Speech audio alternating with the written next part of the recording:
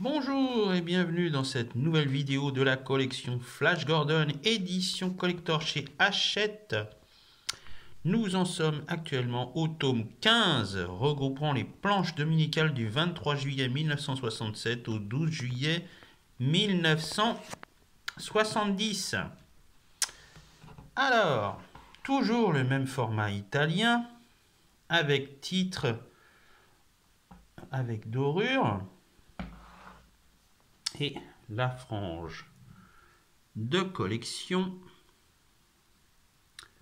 numéro 15 et au dos, comme d'habitude, la présentation de la série, toujours vendue chez les marchands de journaux au prix de 13,95 €.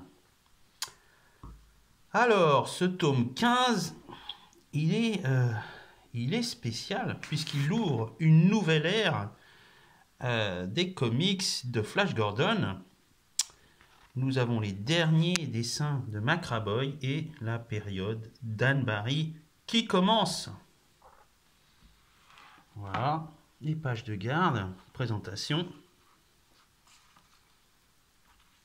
Et nous avons en bonus une page consacrée à Dan Barry qui reprend les planches dominicales de Flash Gordon avec un petit aperçu des premiers travaux de Dan Barry sur la série Flash Gordon, sur la série Tarzan, datant de 1948.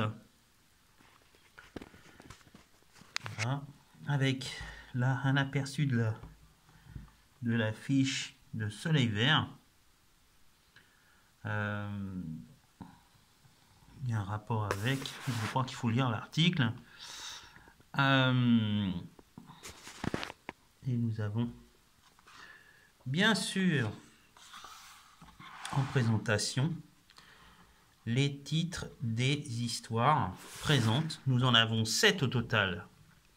Nous avons Capturé sur Pluton, Le Retour du Caméléon, Une colonie sur Pluton, Le monde des robots, Invasion, Mission sur Pluton et L'émetteur de matière. Nous avons aussi plusieurs dessinateurs, pas seulement Dan Barry, dont nous avons les derniers dessins de Macraboy avec George Olsen, puis Dan Barry. Nous avons ensuite Dan Barry et l'encreur Fred Kida. Nous avons ensuite Dan Barry. Le monde des robots, c'est Dan Barry et Bob Fujitani. Et ensuite, nous avons Bob Fujitani. Voilà pour les dernières histoires. En termes de pagination, nous avons, c'est la plus grosse pagination jusqu'à présent de la collection. Il y a 160 pages. Rien que ça. Donc au niveau des histoires. Donc on continue l'aventure précédente de Flash Gordon. Il devait aller sur Pluton en mission de sauvetage avec Pancho. Et donc, nous avons nos héros qui se dirigent vers Pluton et qui ont laissé leurs deux compagnons, Godfrey et Mimi, qui apparemment sont amoureux. Voilà, pendant ce temps, sur Pluton, nous avons l'équipage qui est en mauvaise posture, et enfin Flash Gordon et Pancho qui atterrissent pour les sauver. Malheureusement, il y a un petit problème technique, leur vaisseau s'enfonce dans la glace. Il manque de le détruire. Heureusement, Flash Gordon est un très bon pilote et il parvient à poser le vaisseau. Et les premiers ennuis commencent avec ces robots de couleur verte. Et donc là, Flash et Pancho vont bien sûr aider nos amis. Et alors qu'ils doivent, aller sauver un homme qui est tombé dans une crevasse, ils vont être capturés par ces robots. Voilà. Flash et Pancho découvrent une porte apparemment d'une civilisation qui était présente sur la planète.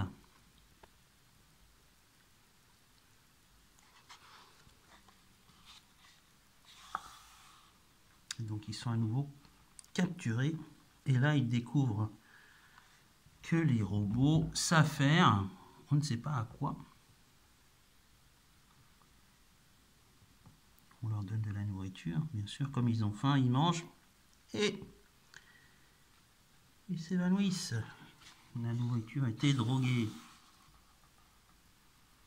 Pendant ce temps, à la surface, l'équipe s'affaire pour délivrer Pancho et Flash Gordon. Et là, c'est là qu'on découvre qu'à des années-lumière de Pluton, une autre civilisation suit nos amis. Voilà.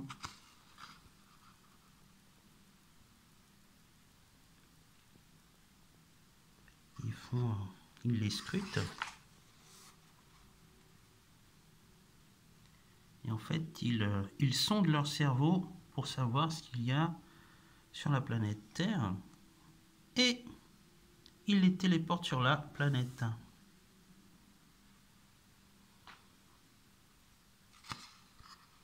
Et en fait, Pancho et Flash vont leur servir de divertissement puisqu'ils font apparaître sous forme physique la moindre de leurs pensées.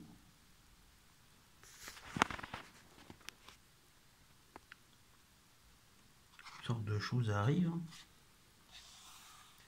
Ils font apparaître le professeur Zarkov. Ils font apparaître des guerriers grecs, toutes sortes de créatures.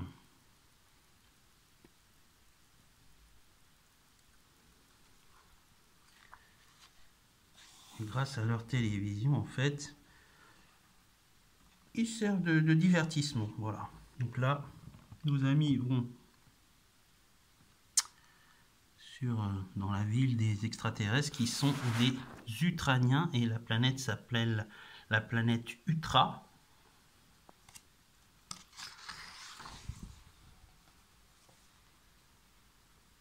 Et à chaque fois,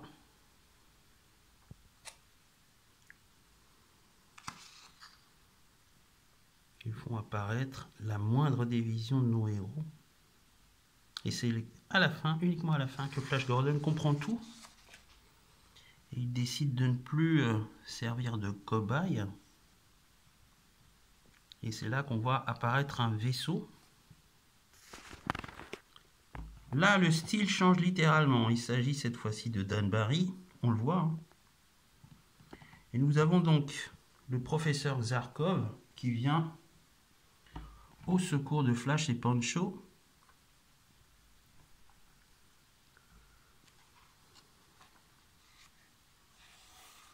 Ils vont découvrir donc la civilisation utranienne.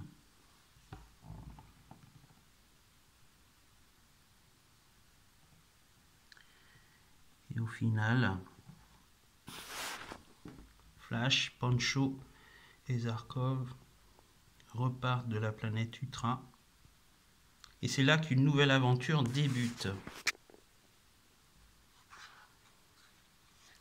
Et cette nouvelle aventure débute sur la colonie K32, où l'un de ses habitants fuit après avoir pris l'identité d'un scientifique et volé sa fortune en bijoux. Ce criminel est surnommé le Caméléon. Il embarque à bord d'un vaisseau et là, il prend l'apparence d'un des membres de l'équipage. Alors, il n'hésite pas à tuer ceux qui se mettent en travers de sa route. Hein. C'est un criminel aussi. C'est un tueur. Et c'est là que Flash Gordon apprend son existence et alors qu'il débarque dans l'une des stations, la police l'informe des méfaits du caméléon. Bien sûr, hein, Flash Gordon, vous le connaissez, c'est un boy scout. Il va apporter son aide à la police pour poursuivre ce criminel. Il va le poursuivre jusqu'à un spatioport sur Mars. Alors on voit que le style a complètement changé.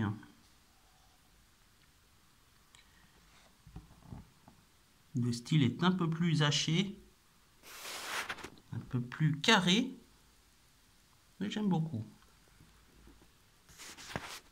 L'ancrage est signé Fred Kida. C'est un dessinateur et un creur qui a notamment travaillé pour DC Comics et Marvel. Et là, dans le spatioport, en fait, le caméléon va s'enrôler. Il va prendre une apparence différente, celle d'un nain, pour participer au spectacle d'un cirque.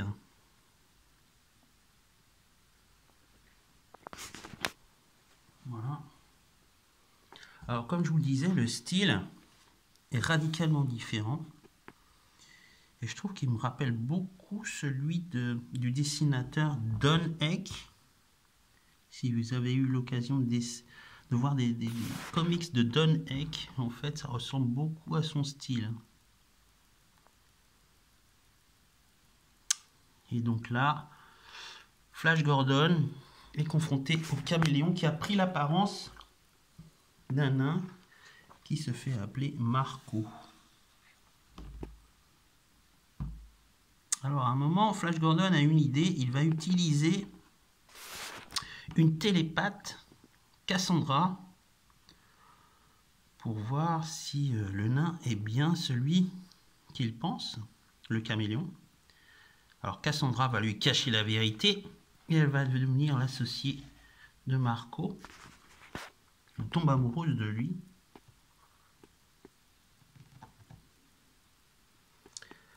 Alors les deux individus en fait mentent à Flash Gordon et lui désignent un autre coupable, à savoir celui qui dirige le cirque, l'homme à quatre bras, Quadro. Comme il a un passé aussi un peu sulfureux, Quadro affronte Flash Gordon dans le cirque.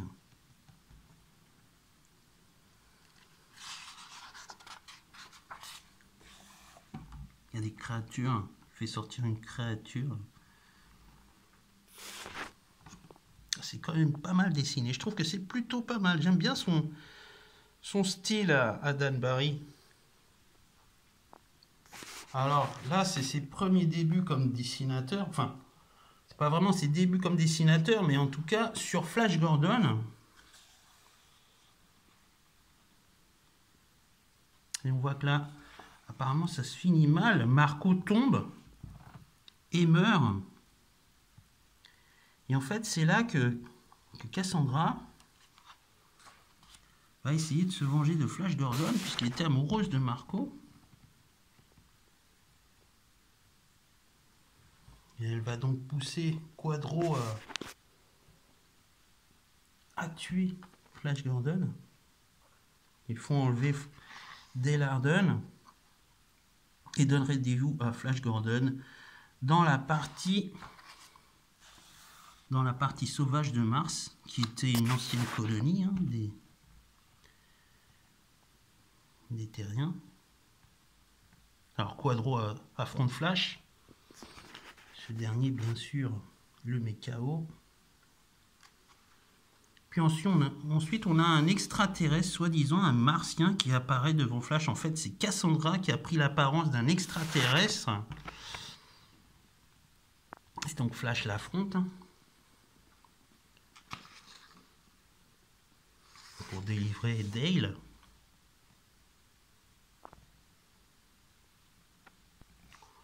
Alors on le voit courir, il tombe. Flash le prend et l'amène près de Dale, mais en fait c'était Cassandra. Alors cette dernière, pour se venger de Flash, a un robot qui est littéralement bourré d'explosifs, qui doit sauter. Et alors que celui-ci s'approche, Flash lui tire dessus et le fait exploser. Cassandra, quant à elle, disparaît. Voilà, l'aventure se finit là. Ensuite, à nouveau une autre aventure. Cette fois-ci, c'est sur Pluton. Flash est chargé d'installer une colonie sur Pluton grâce à l'aide d'autres extraterrestres.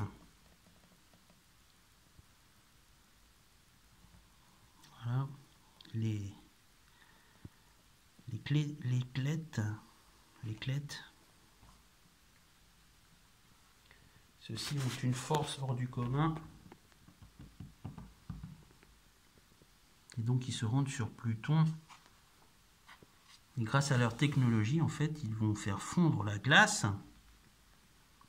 pour à la fois donner une atmosphère à la planète et la rendre habitable. Mais le problème, c'est qu'ils en fait, ils vont contaminer l'air et les gens qui sont dans la base vont devenir malades, vont être atteints du virus.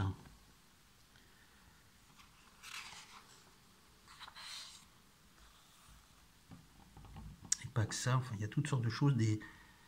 Des plantes vont sortir de terre et attaquer la base.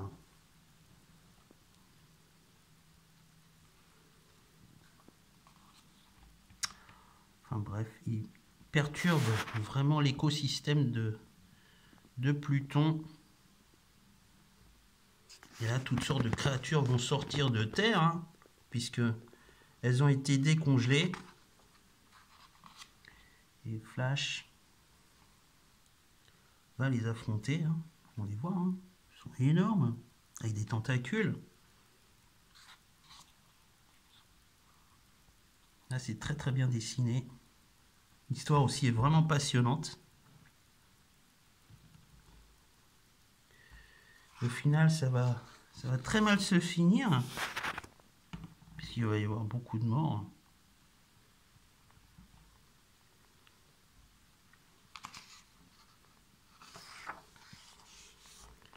La base va être littéralement détruite.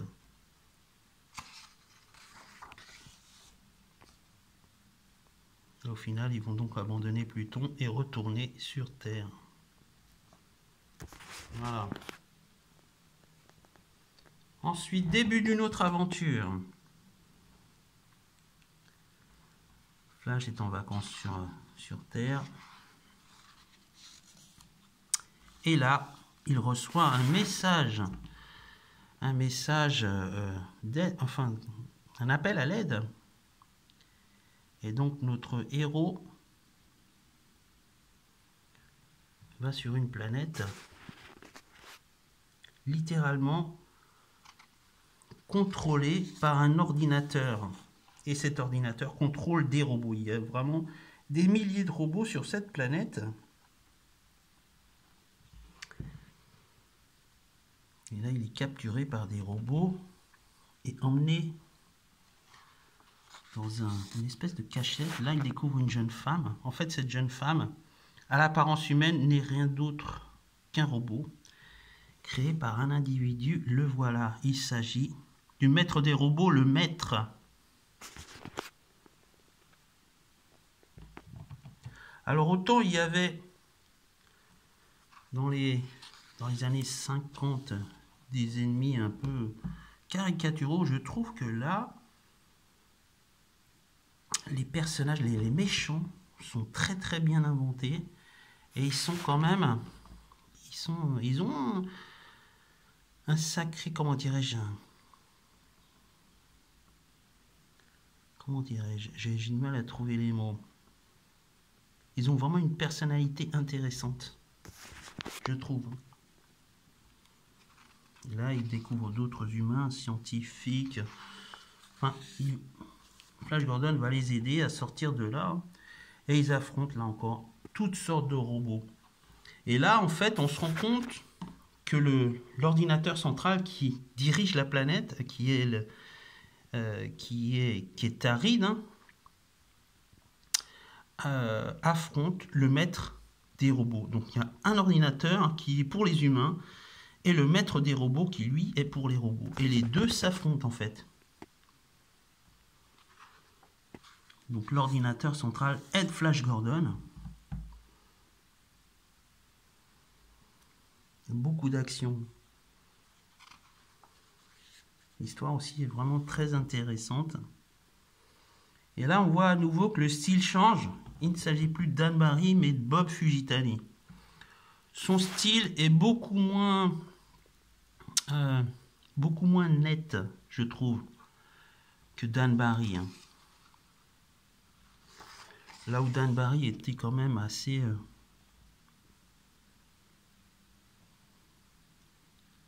précis, son style était beau quand même. Là, c'est un peu plus, je dirais pas foutraque, mais il est moins précis, voilà. Ça ressemble plus à du crayonné d'ailleurs. Donc à la fin, en fait, Flash Gordon va affronter le maître et les robots, hein, les robots du maître. Non sans avoir sacrifié les autres habitants, les terriens. Alors, je trouve que c'est bien. Le style est bon, je ne dis pas qu'il est mauvais, mais il est moins précis. Voilà. Et là, Flash Gordon donc revient sur Terre. C'est à nouveau une autre histoire. Et là, par contre, on voit que ça débute avec des problèmes sur Terre. Toutes sortes de choses qui arrivent, des choses étranges. Tout d'abord, la gravité. Il n'y a plus de gravité. Ensuite, on voit qu'il y a des mouches qui ont muté, qui sont devenues géantes.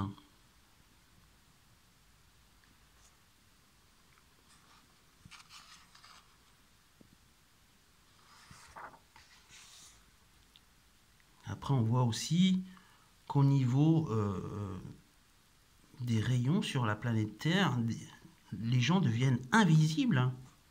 Là, on voit par exemple, hein, il y a des policiers qui deviennent invisibles. Dale Arden devient invisible. Les animaux ainsi que les humains, on ne voit que les squelettes. On ne voit pas leur apparence de chair. Et on a aussi la végétation qui devient complètement folle. Et en fait, tous ces événements sont liés à des sortes de sondes placées par des extraterrestres sur Terre, en fait, qui ont été placées sur Terre pour préparer leur invasion. Voilà, des espèces de sondes. Et là, ce sont les extraterrestres. Les voilà, leur apparence, ils sont un peu bizarres avec des gros yeux, une grosse tête et gros yeux. Et là, en fait, ils vont envahir la Terre de force. Bien sûr, Zarkov et Flash Gordon vont tout faire pour les arrêter. Ils vont détruire les sondes. Et en fait, c'est là que les extraterrestres vont atterrir dans le cercle polaire arctique. Là, ils se présentent et en fait, ils disent qu'ils n'ont pas le choix. Ils doivent réparer leur vaisseau et doivent donc envahir la Terre.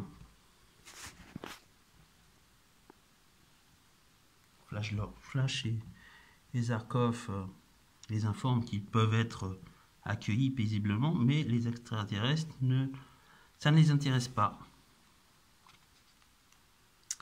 Donc ils vont...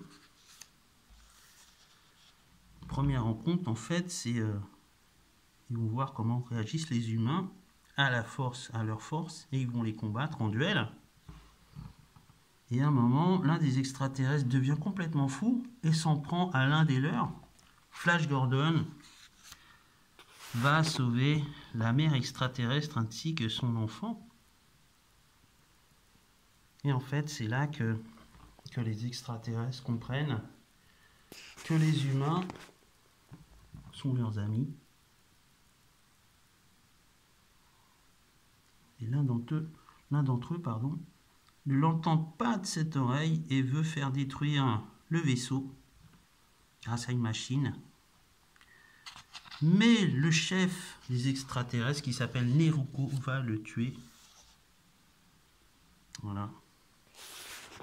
Et donc à la fin, l'un des généraux annonce aux extraterrestres qu'ils peuvent aller sur la planète Pluton, où il y a une base pour les accueillir. Donc ils vont sur Pluton. Et c'est là qu'une autre aventure débute. Flash, Zarkov et Dale vont aller sur Pluton pour les aider à réparer le vaisseau. Pancho se mêle à l'aventure. Et c'est là qu'en fait, une faction rebelle des extraterrestres va tuer Neruko. Ouais. Et vont essayer de se débarrasser des terriens. Donc ils emmènent dans le désert de Pluton les autres hommes pour les laisser mourir.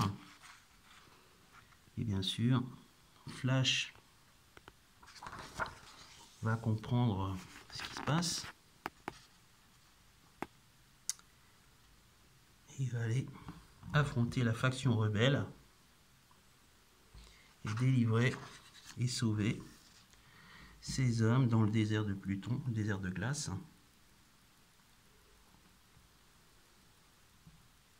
Il va revenir à la base. Il va affronter les extraterrestres rebelles. Là encore, beaucoup d'action, beaucoup de rebondissements. L'histoire est vraiment très intéressante. Il n'y a pas vraiment de gentils ou de méchants, mais surtout des individus qui sont prêts à tout. Hein.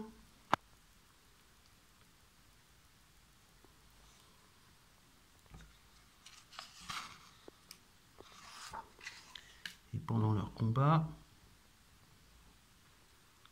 Flash Gordon va donc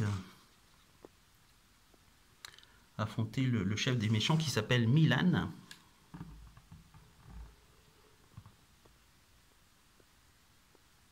Voilà. L'histoire va bien se finir. Et à la fin, voilà, dernière aventure, une aventure un peu étrange. Alors qu'ils retournent sur Terre, ils ont une machine à café qui fait des siennes et qui fait apparaître des petits extraterrestres.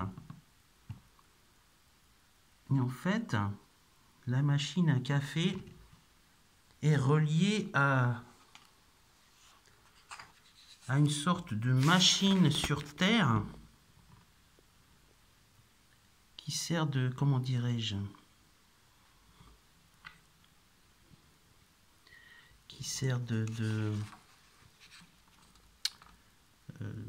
elle capte des radiations qui font qu'elle crée des ouvertures temporelles sur d'autres planètes. Et voilà, le créateur de cette machine, le voilà, il est là. C'est le méchant d'histoire.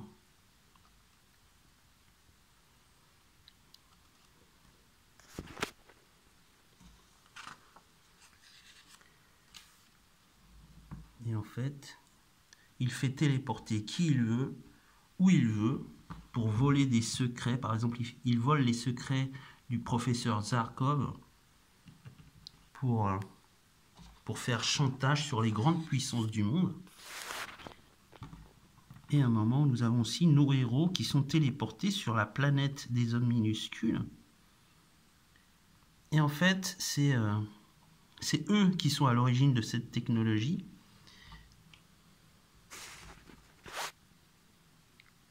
Une histoire un peu compliquée, hein. Je ne vous le cache pas.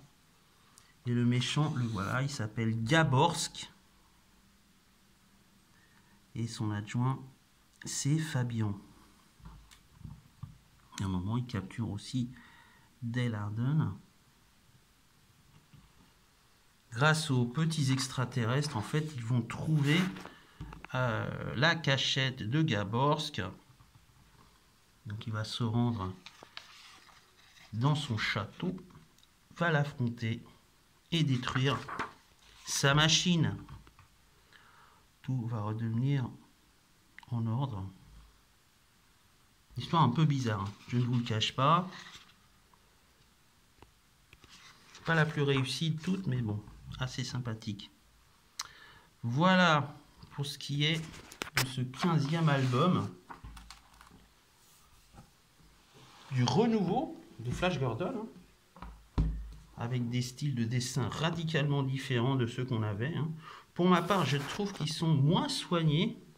Maintenant, voilà, c'est une question de goût, hein. On peut aimer ou détester, hein. Malgré tout, voilà, c'est une nouvelle ère qui commence pour Flash Gordon avec les dessins de Dan Barry et Bob Fujitani. Voilà pour cet album, ce 15e album, qui on est déjà au quart de la collection de Flash Gordon édition collector chez Hachette. Quant à moi, je vous dis à bientôt pour une prochaine vidéo. Au revoir.